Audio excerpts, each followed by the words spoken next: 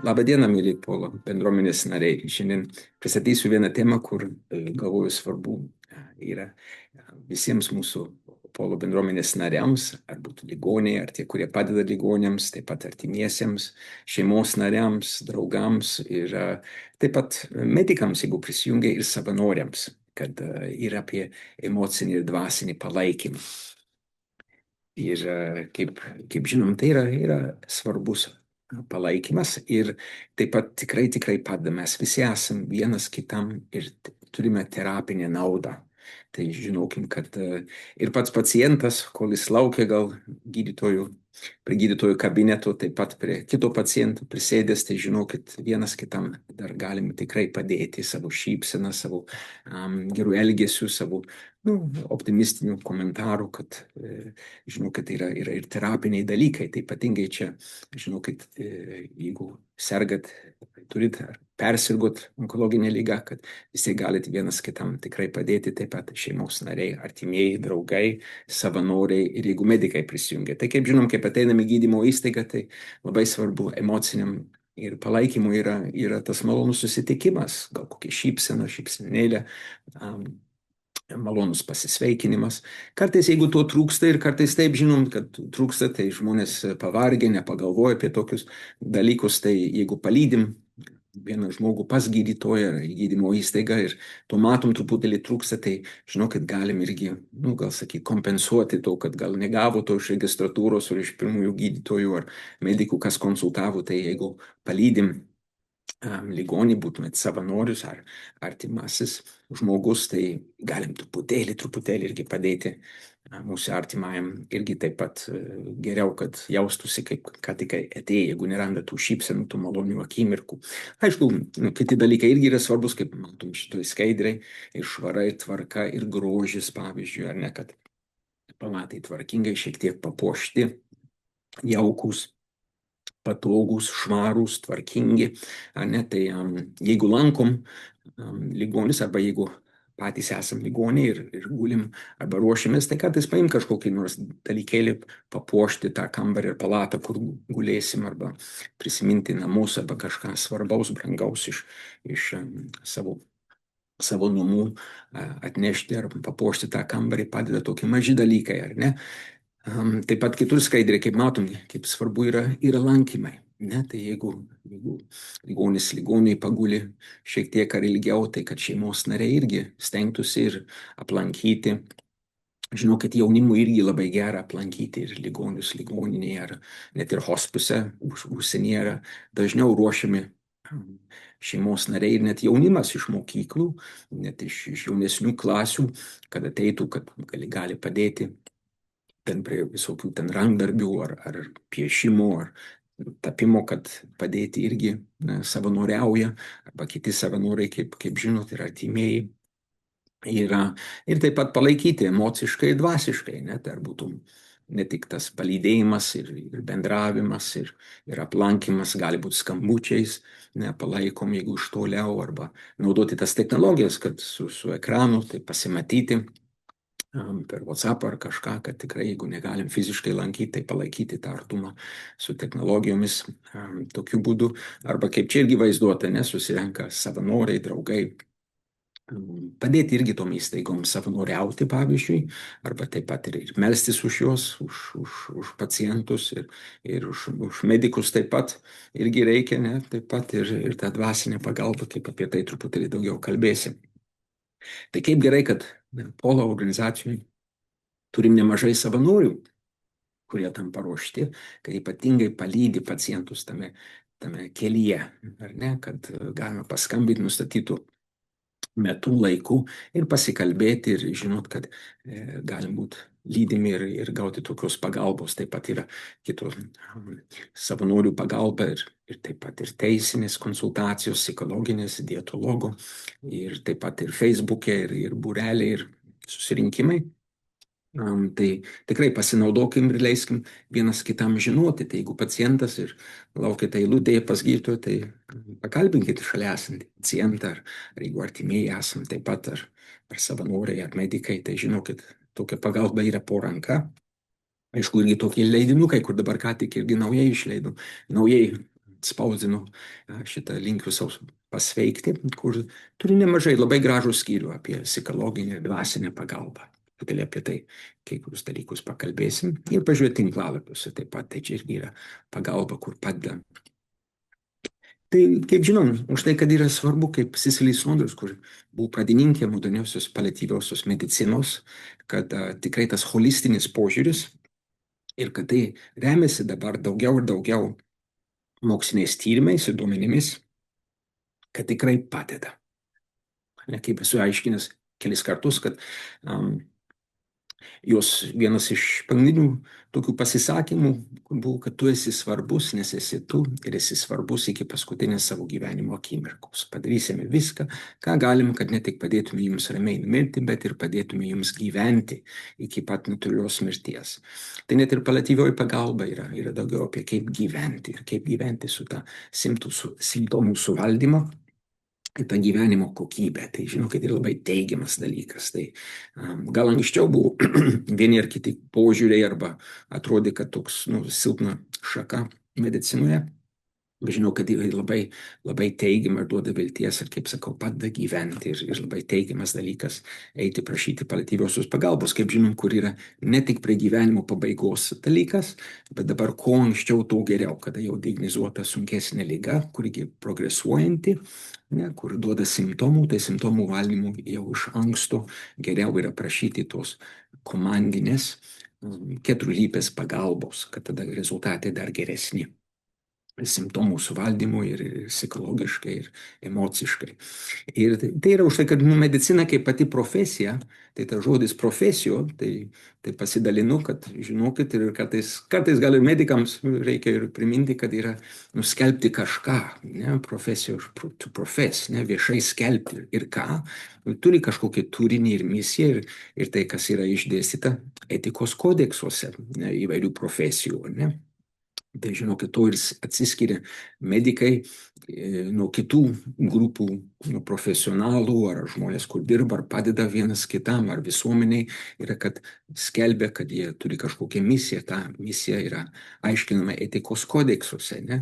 Ką darom, ką nedarom. Ir vienas iš pirmųjų tos profesinės etikos kodeksus, tai kaip žinoma, Hipokrato priesaika prieš beveik 2400 metų, kad nekenksim pacientams, ne?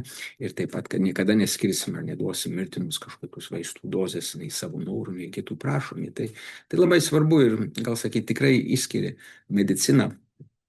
Ir čia, jeigu galiu parodyti, irgi yra vienas iš dalykų, kur nuleisiu čia, kad ta nekenkti, nežudyti pacientų buvo ir yra variklis susijęs su visos medicinos vystymusi. Ne? Tai ir visos modernios medicinos pažangos dėka yra už tai, kad tą priesaiką žmonės laikėsi ir nenorėjo tikrai kenkti ir buvo gana labai kantri profesija, nes iki moderniosios medicinos, kuri tik 150 metų, gal sakyti, istorijos, kada atrado ir antibiotikus, imunologiją, vakcinas, antiseptikus, anestetikus, galėtų žmonės ilgiau, geriau gyventi, tai tik 150 metų, bet anksčiau žmonės ir greičiau, gal sakyti, numirdavo nuo apendicitų, nuo infekcijų, nuo gerklės infekcijos, pavyzdžiui, bakterinių, nebuvo tų antibiotikų, ar ne? Tai, bet vis tiek mintis, misija, profesija buvo nekenkti ir daryti visą, kas įmanoma, kad padėti pacientams. Ir tai, žinokit, ta dvasia, ta etika yra ir turi galioti, ne? Ir tai padėjo visai medicinai, moderniai medicinai atsirasti ir vystyti tai, ką šiandien turim. Ir nors visada istorijoje buvo tie spaudimai, gal dėl ekonominių, ideologinių ir politinių interesų, gali būti, kad tas noras kyla laiks nuo laiko arba kažką ne taip padaryti pacientų, ne? Kas gali jam pakenkti arba sutrumpinti gyvenimą, kur tikrai yra ne pagal medicinos profesija, ar ne, etika, ir net per antrą pasaulinį karą, kaip esu minėjęs apie tokį Niurnbergo medikų teismą, kad tai Nors medikai ten, kur, sakyt, žalojo pacientams ten įvairiais būdais, gal sakyt, jie gynėsi net įstatymais, kad jie demokratiško išrinkto Vokietijos tuo metu Seimo leistų įstatymų, jie vykdė tik pagal įstatymus ir vis tiek buvo nuteisti, kad reikia veikti pagal aukštesnių, žmogiškesnių įstatymų ir standartų, ar ne, tai kaip etikos kodeksai, prigimtinis įstatymas, 10 dievų įsakymų ir panašiai. Tai tik va minėti tą dvasią, kur visi esame ir kad iš tikrųjų, kad matom tą holistinį požiūrį, kaip jis yra svarbus. Ir čia truputėlį rodo tą Cecily Saunders tą visuminį skausmo modelį, ne? Kad, kaip žinom, tas padėti ligoniui tai tikrai svarbu, yra fizinis, psichologinis, socialinis ir dvasinis aspektai, ne? Ir kad, kaip aiškinu pacientams, kad ta pagalba paliatyvinė, kad tikrai būtų sėkminga ir efektyvi, tai yra kaip staliukas, kur stovi ant 4 kojas. Ir visos tos kojos yra svarbios ir kad tas staliukas stovėtų tvirtai ir būtų naudingas ir padėtų. Tai tos kojos yra fizinė pagalba, psichologinė, socialinė, dvasinė. Ir čia yra, kur iš tikrųjų beveik visose šitose 4 srityse visi galim vienas kitam padėti. Ne, tai tokiu būdu esam tikrai vienas kitam terapiniai. Ne, ir tai, žinokit, ar esat ar ligonis, ar artimasis, ar savanorius, ar draugas, ar kaimynas, ar medikas, visi galim padėti šitų 4 būdų, ne, tą fizinį būdą, ne, tai tie medicinos ten palydėti pas gydytoją, tai jau yra fizinė pagalba, ne, palydėti ar palankyti, kada guli stacionarė, tai irgi yra fizinis aplankymas, nes jūs lankote, žinokit, kad esate irgi turi terapinį naudą, ne, kaip lankot ir palydit ir padedat pasiekti medicinos įstaigą.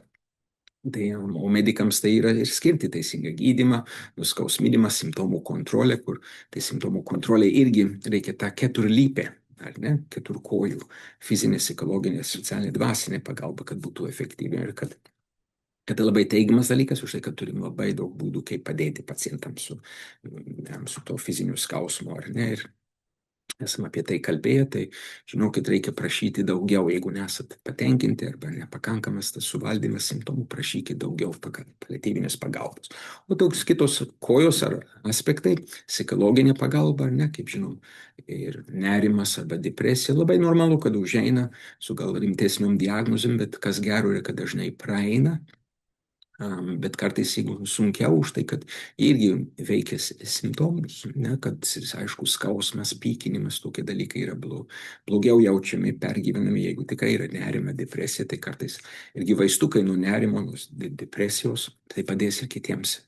Tai simptomams, tai žinokit, prašyti tos psichologinės pagalbos, jeigu jums nesiūloma, sakykit, ar prašykit medikų, kaip lankotės psichologų ar psichiatrų pagalbos. Žinau, kad psichiatras gali skirti ir vaistukus, kur padės geriau tam laikotarpį. Ta kita socialinė pagalba, kaip kalbėjau, yra artimieji daugiau, ir savanoriai, ir draugai, ir kaimynai, ir visi vienas kitam esam ir psichologinė, ir socialinė.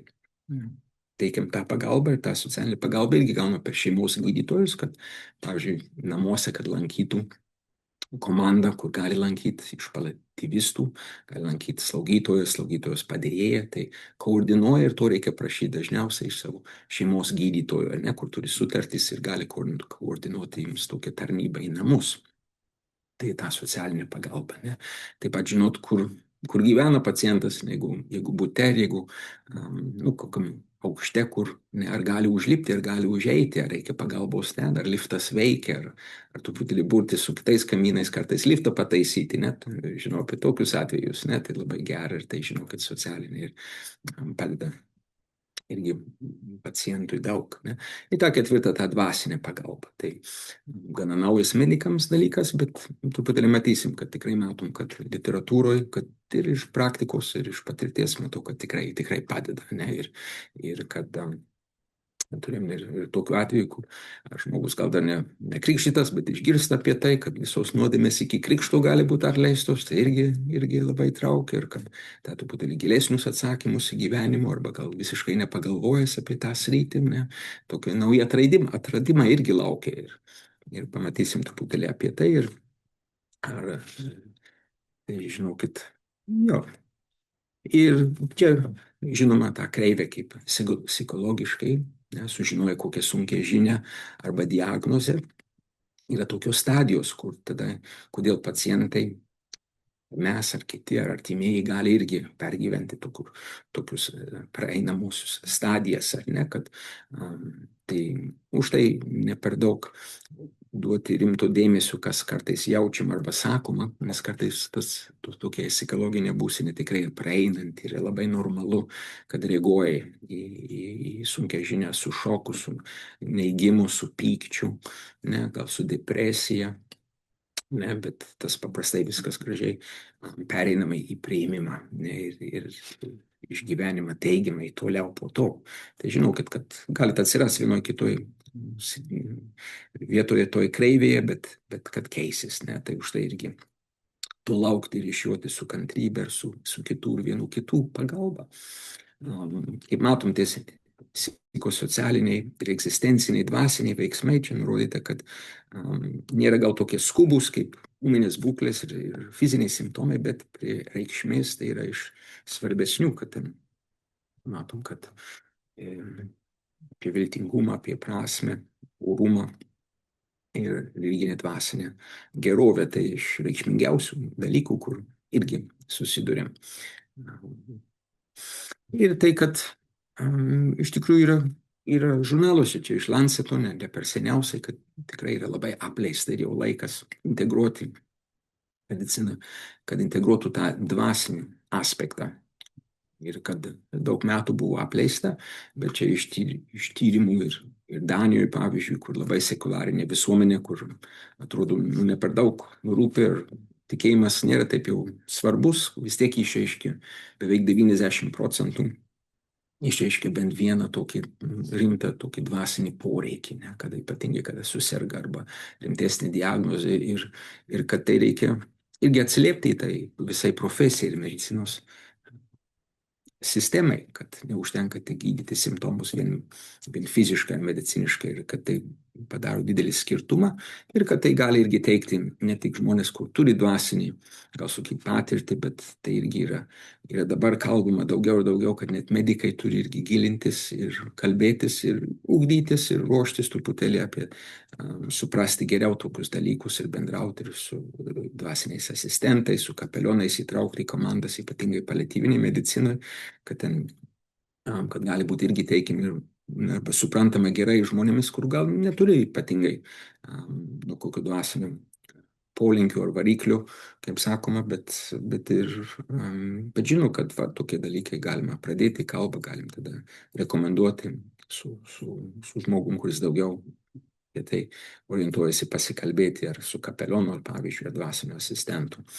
Tai jo, čia tik toliau apie paliatyvią mediciną, kaip svarbu tas dvasingumas, ne, ir net Pasaulio sveikatos organizacija pavadino, kad vienas iš pagrindinių svarbiausių dalių ir dažniausiai apleistų sveikatos sistemai tai yra dvasinė pagalba. Ne? Ir čia cituoju iš to pačio straipsnio, kad iš tikrųjų nėra kančia, kur žlugdo žmogų, bet yra, kaip čia cituoja viena psichoanalitiko, psichiatrų Viktor Frankl, kad sako, kad ne kančia sunaikina arba sužlugdo žmogų, yra kančia be prasmės, kada nesupranta, kodėl, ar kodėl man, ar kodėl taip atsitinka, ar kas atsitinka. Ne? Tai tas truputėlį žinojimas apie simptomus, kas juos sukelia.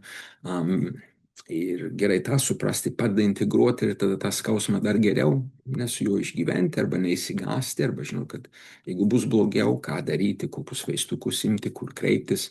Bet tada ir tokius gilesnės prasmes, kad iš tikrųjų ir tas dvasinis palaikymas, ten galima rasti tokių gilesnių, ypatingai, pavyzdžiui, krikščionybėje, kad apie tai biškai daugiau pakalbėsim po to, bet kad ir tas yra labai išganingas dalykas ir žmogui, ir kad taip žmonės gali irgi aukoti savo skausmus ar simptomus, ir kol jie gauna tą tikrą gydymą, ir jeigu įprasmina taip, ir kad pats Dievas įsikūnęs, Kristus, apie tai biškai pamatysim irgi, to neatsisakė, bet rodė, kad yra, kaip sakyti, žmonijos irgi duona, kad laiks nuo laiko yra skausmų, yra kančių, jų galima dar išgyventi labai gerai ir arti su Dievo pagalba, tai dar geriau. Tai, jo, ir kad matom tą dvasinę pagalbą irgi koreliuojasi, čia moksliniai tyrimai irgi kalba apie, kaip svarbu yra ir pacientams su vėžiu, ir ne vėžiu, ir su dėl kitų rimtų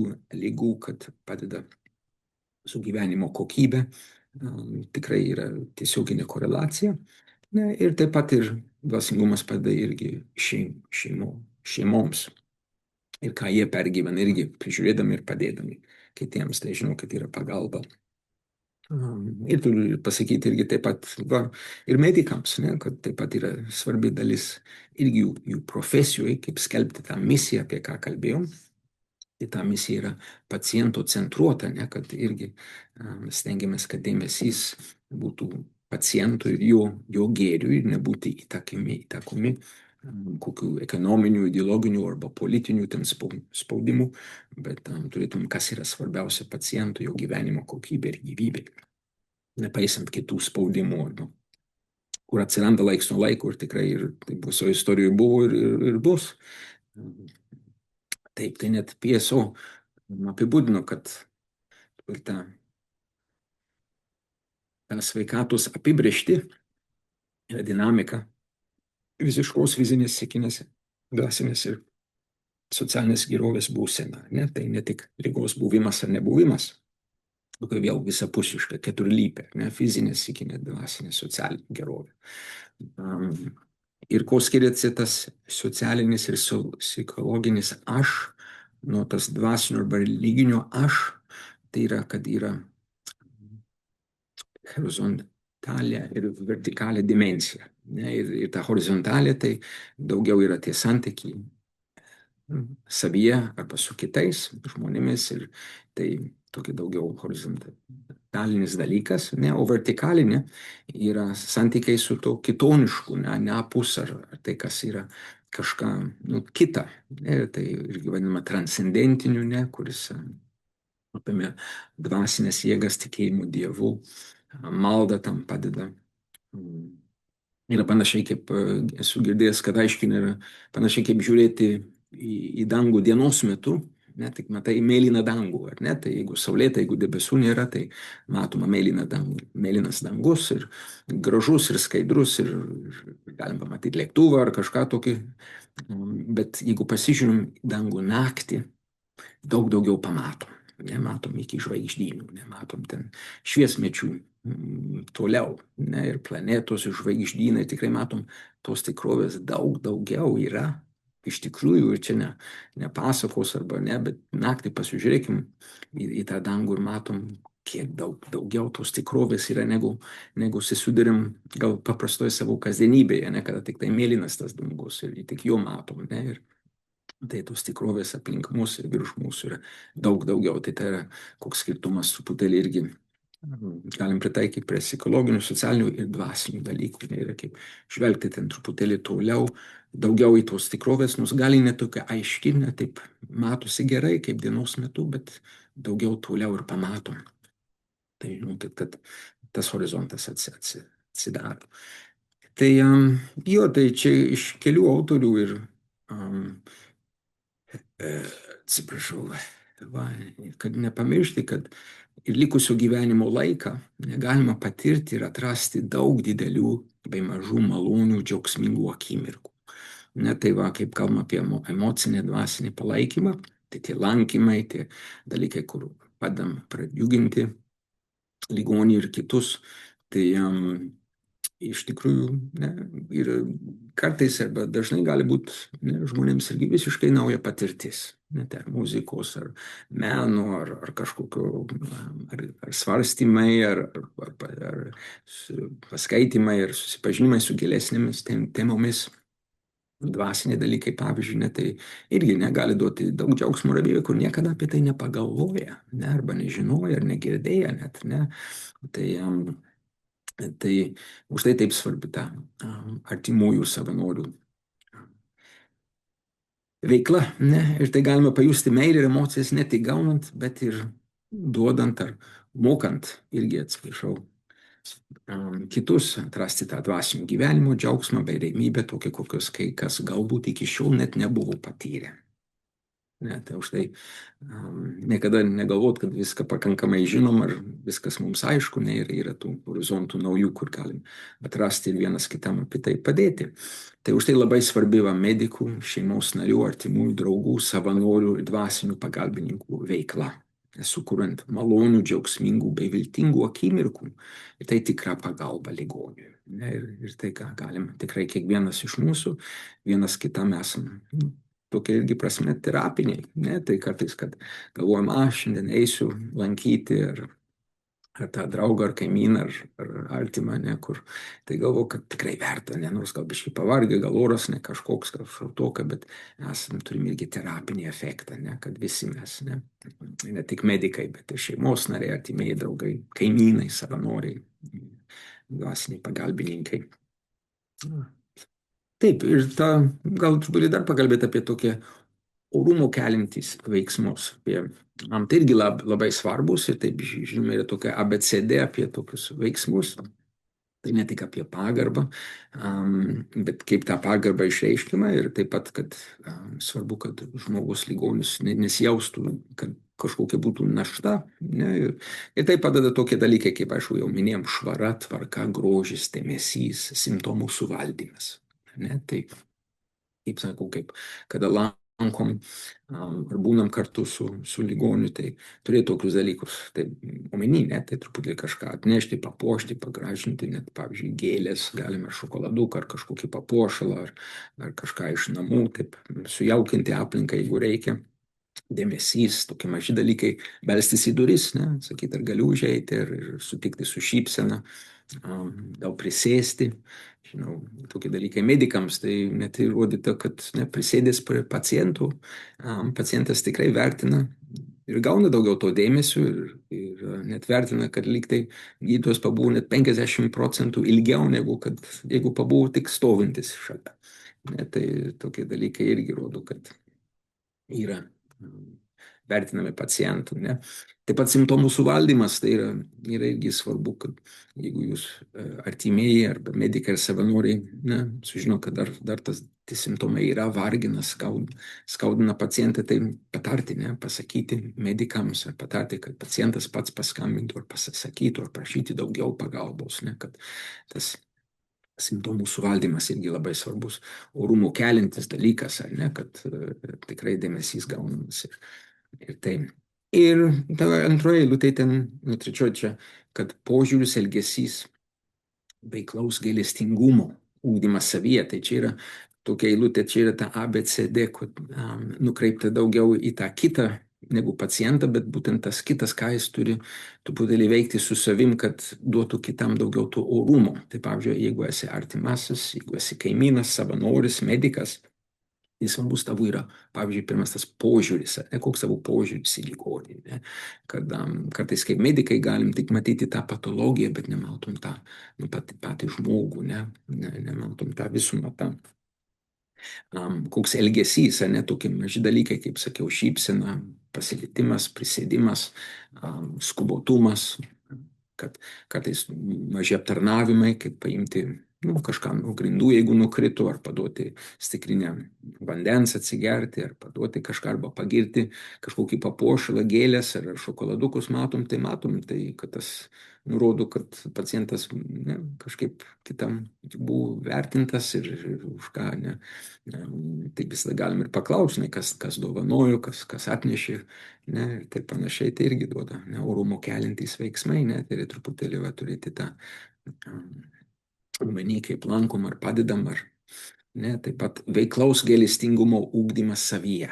Tai čia truputėlį moksliniai tyrimai rodo, kad medikai, pavyzdžiui, labai verta truputėlį gilintis į klasikinę literatūrą, į meną, į muziką, kad truputėlį tą empatiją, kur kartais jaučiam, simpatijos arba empatijos pacientui, kad jis ne tik liktų jausmas, bet taptų veiksmais, tai reikia tokių veiklaus gailestingumo, tai gilėtis kaip jausmą, kad kaip gaila tam žmogui, kaip galbūt jam sunku ar kenčia vienaip ar kitaip, bet kad jis taptų irgi veiksmas, Ne, tai veiksmų, tai reikia truputį ugdyti, kad būtų veiklus gailestingumas. Ne, tai, kaip sakau, klasikinė literatūra. Tas irgi padeda jaudinti ir taip pat padaryti jautresnės širdis, ne, ir matyti, kaip žmonės reaguoja įvairiuose situacijose, kaip padeda vienas kitam, kaip tokie maži dalykai, kaip žmogiškiai ir pasisakymai, ir prisilietimai, ir šypsenos, ir tarnavimai, ne, ir kokią efektą turi ir kaip padeda kitiems, tai tada patys mums lengviau irgi taip norėti kažką taip irgi gyvendinti arba taip reaguoti tokiai panašiai arba sunkioje situacijoje. Tai toks būdas atsiranda tas veiklus gailestingumas, ne? To reikia ugdyti, tai kad kartais net ir lankyti meno galerijas, matyti tos klasikinius meno paveikslus, kur matom kartais tikrai, kaip ten rodosi ar kančia, ar skausmas, ar santykiai, matom tokius šiltus dalykus, matom tokius žmogiškus dalykus, kur padeda irgi, kad iš mūsų būtų ne tik empatinis jausmas, bet taptų ir veiksmu, ne, tokia veiklaus gailestingumo veiksmu. Tai viskas ugdo mums tos charakterio bruožus, kad veikti ir kažką tokio. Ir kartais dažniausiai mažiuose dalykuose, čia nereikia kažką didelio, kad, nežinau, turim palydėti pacientą kažkur toli arba į užsienį ar kažką, ne, bet tik per gatvę arba pasiūlyti į parduotuvę nueiti arba pas gydytoją ar kartais skambučių ar kažką tokiais mažais patarnavimais, ne.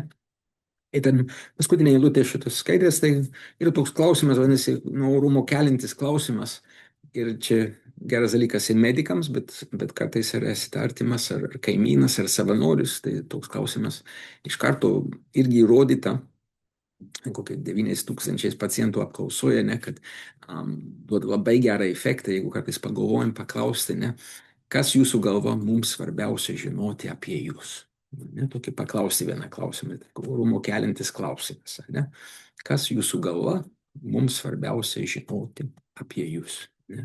Tai atsiranda tokie įdomus atsakymai, kaip pavyzdžiui, nežinau, kartais kaip medikai, ne, gali matyti tik pacientą su tą tikrą lygą, ne, arba tą tikrą diagnozę ar onkologiją, bet kad žinoti, kad taip pat yra jauna mama, keletą jaunų vaikų, ne, tai iš karto duoda labai svarbu pilnesnį požiūrį į tą žmogų, kad ne tik jauna mama su vaikais jaunais, ne, arba su gal blogu artritu ar su defektu kažką rankose, kažkas galbūt labai geras muzikantas ar pianistas, ne, tai tokie pavyzdžiai, ne? Arba kad kits skaito, kad yra tikinti žmogus, ne? Kad jam svarbu tą viską irgi su tikėjimu gerai išgyventi, ne? Tai irgi duoda pilnesnį požiūrį ir tą įsidėmėti ir kartoti ir paklausti, gali tikrai atverti naujų horizontų,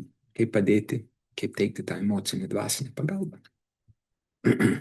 Jo, tai taip ir užsienyje, ir Lietuvoje atsiranda taip lankytojai ir kur tie gailestingiai tokie veiklus, ne, lanko į namus, kursus yra paruošti. Čia ir kaip vienas čia Anglijoje ir kiti net ir sunkesniuose šalyse, kaip Indijoje, ne, kad yra pagrindinė pagalba, tai ateina iš tikrųjų ne per medikus, bet per savanorius, kurie lanko į namus. Čia yra didžiulė ir paliatyvinės pagalbos, ir lėtinių lygų pagalbos ateities vystymo sritis, kad yra daugiau pagalba būtų teikiama į namus. Ir dažniausiai yra gerų paruoštų savanorių, tai tas irgi vyksta ir auga Lietuvoje. Ir už tai, kad pati liga iš tikrųjų gali kelti nerimą, pastumėti, užsiskleisti, kartais netekti vilties ir maištauti prieš Dievą ar kitus. Bet taip pat iš tos knygelės, kaip matom, irgi autorius minė, kad bet taip pat gali padėti žmogui subręsti, žvelgti, kas gyvenime neesminga ir atsigręžti į tai, kas svarbu. Ir patiriant dvasinės emocinės kančias, keliant egzistencinius klausimus, svarbu ieškoti pagalbos iš šalies. Ir tai už tai esam vienas kitam svarbus ir kaip tik ir tie kiti specialistai. Ir labai dažnai liga paskatina ieškoti Dievo ar prie jo sugrįžti. Ir net metant analizės moksliniai, kur truputėlį darbai rodo, kad tą dvasinį pagalbą sunkiai sergantiems virš 90% darbų rekomenduoja dvasinį pagalbą. būtų įtraukta ir kad taip pat ir būtų mokama, kaip minėjau, komandos nariai apie tai ir kad pacientą galim nukreipti į specializuotus pagalbos dvasinius specialistus taip pat. Ne, ir net ta pagalba yra reikšminga ir naudinga, kaip dvasinė pagalba gali padėti visiems, ne tik tikintiesiems, bet ir netikėsiesiems ir jų šeimoms. Tai pirmiau, kaip minėjau, tie aplankymai, pabuvimas kartu yra terapinis poveikis, bendravimas, pasidalinimas, apie ką ir kiek pacientas to nori. Ir tai labai žmogiška, kad nepaliktas, nepamirštas, ne vienas.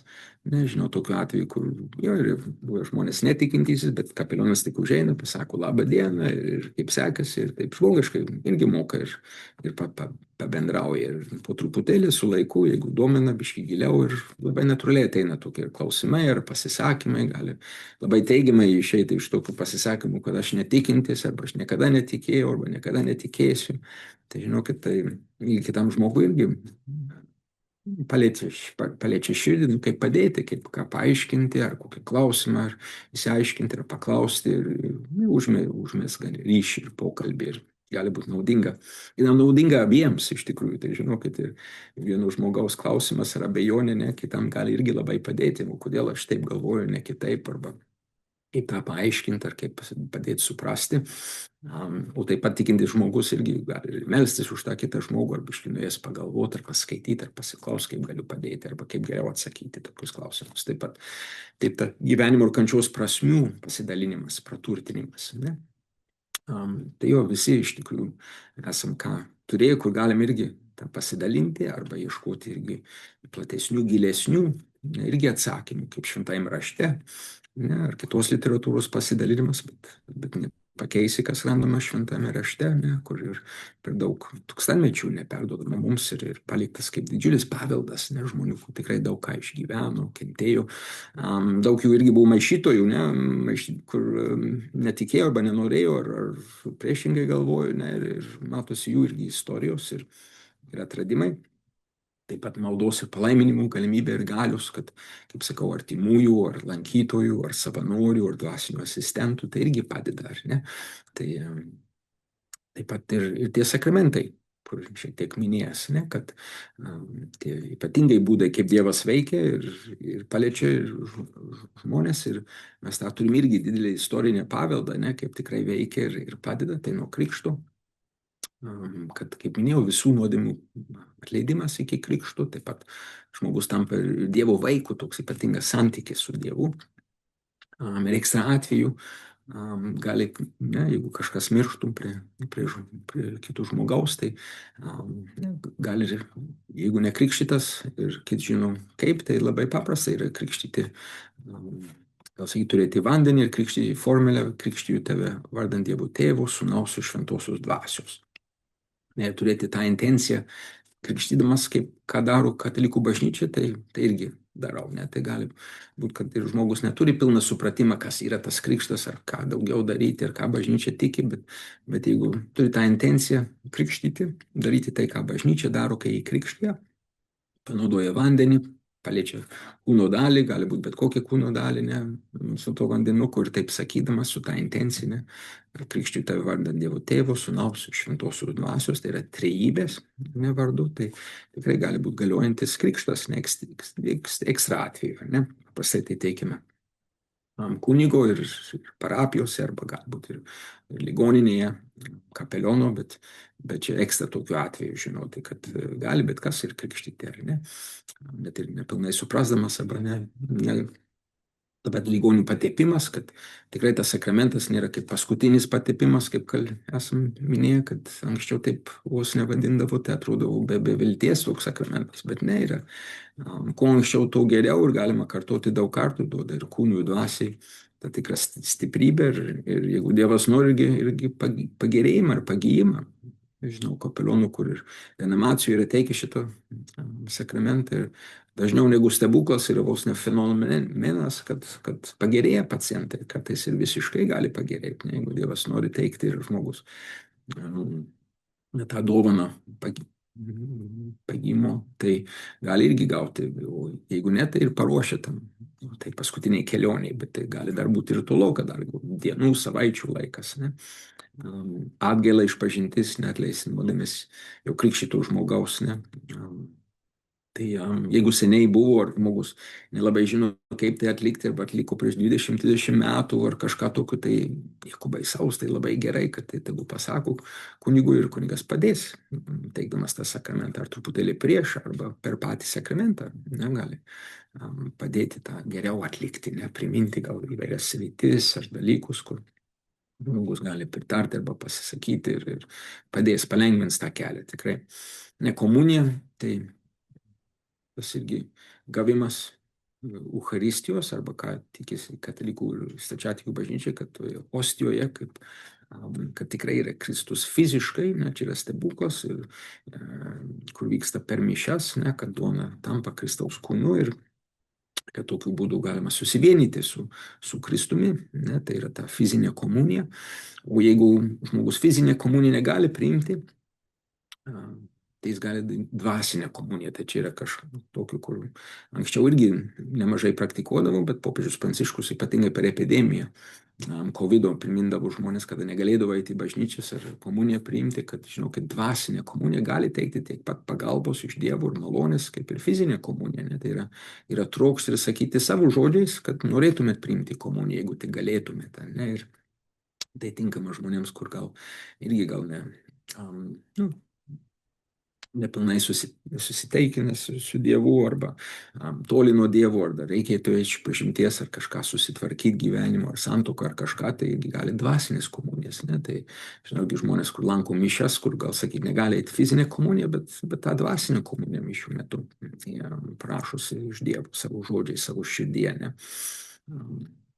Tai kiti tie dalykai, aplankymai, mišios, kad mišios yra aukojimas, tas Kristaus kūno ir kraujo Dievui, ta Kristaus aukos sudabartinimas, ne, vyksta per mišias, ne, tai tą padarį galim irgi aukoti ir pacientai, ir artimieji, ir savanoriai, ir medikai gali aukoti irgi savo sunkumus, ne, jeigu simptomai, jeigu bendravimas, jeigu kažkokie irgi abejonės, arba sunkumai, kur su to kitu žmogum atsirado, tai aukoti mišiuose kartu su ta auka, tai gali tapti malda. Tai irgi aukojimas mišiuose, bet irgi aukojimas, kaip tas dalykas įvyksta, arba jauti, kad sunku, atsiranda kančia kažkokia fizinė, dvasinė, psichologinė, taigi tos dalykus galim paversti maldą, aukodami Dievui kaip maldą, ne, arti kryžiaus, su kryžium. Ir žinot, kad naudinga ir išganinga, tai čia irgi girdėjau iš kelių kapelionų, kad taip ir aiškina, ir iš tikrųjų naudinga ir prasminga, ar ne, tada žinia tokia, ir galim paversti, kas atrodo neprasminga, kaip kančia ar skausmas, kažką labai prasminga, kažką naudinga, ne, taip sakau, malda už kitus, už kokią intenciją, aukodami kartu su Kristum, kartu, tai tokiu būdu, ne. Gerai, tas simptomų aukojimas, tai va, apie maldą už intenciją su Jėzaus kryžiumi, arti kryžiaus, ir vėl mišiuose, ne. Tai tas dvasinis palydėjimas, ar ne, ir gali tapti ir patarimai, vadovavimo, arba coachingu, šiais laikais daugiau vadiname, ne, kad žmonės tuo metu, arba nemažai žmonių, kurie pagyja po irgi onkologinės ligos, žinau, tokiu atveju, kad palaiko tada tą, ką atrado per tą sunkų laikotarpį, bet atrado tos dvasinius dalykus, ne, palaiko tą ryšį su Dievu, kartais tikrai ir sakramentinis dalykas, arba su kunigu ar dvasiniu asistentu, padėti, kad augtų tas ryšys, asmeninis ryšys su Dievu ir toliau gyvenime. Tai tikrai tas horizontas naudingas, ne, tiems, kurie tą visą gerai išgyveno, o tiems, kurie irgi gal su to ir pereina į kitą gyvenimą, ne. Tai jo, čia tik trumpai iškia apibrėžimą prie pabaigos iš Kalkuto Šventosios motinos Teresė, kad didžiausia liga vakaruose šiandien yra ne tuberkuliozė, raupsai, bet nepageidaujamumas, nemylėjimas, nepriežiūra. Fizinės ligas galim išgydyti vaistais, bet vienintelis vaistas nuo vienatvės, nevilties ir beviltiškumo yra meilė. Pasaulyje yra daug žmonių, kurie miršta dėl duonos kąsnio trūkumo daugiau, ne, bet dar daugiau miršta dėl trupučio meilės, kad trūksta meilės, ne, ir skurdas vakaruose yra kitoks skurdas, tai ne tik vienatvės, bet ir dvasingumo skurdas, ne, yra meilės alkis, kaip ir Dievo alkis, ne, sakė motina Teresė, tai kaip rodyti, kad tikrai labai brangi ir svarbi pagalba, emocinė ir dvasinė taip pat. Tai ačiū Jums ir visiems, kaip sakau, kurie esame arti žmonių, ligonių, ar būtų artimieji, šeimos nariai, kaimynai, savanoriai, medikai taip pat. Ir ligoniai jūs patys vienas kitam ir galite irgi taip šito būdu ir padėti. Tai labai ačiū.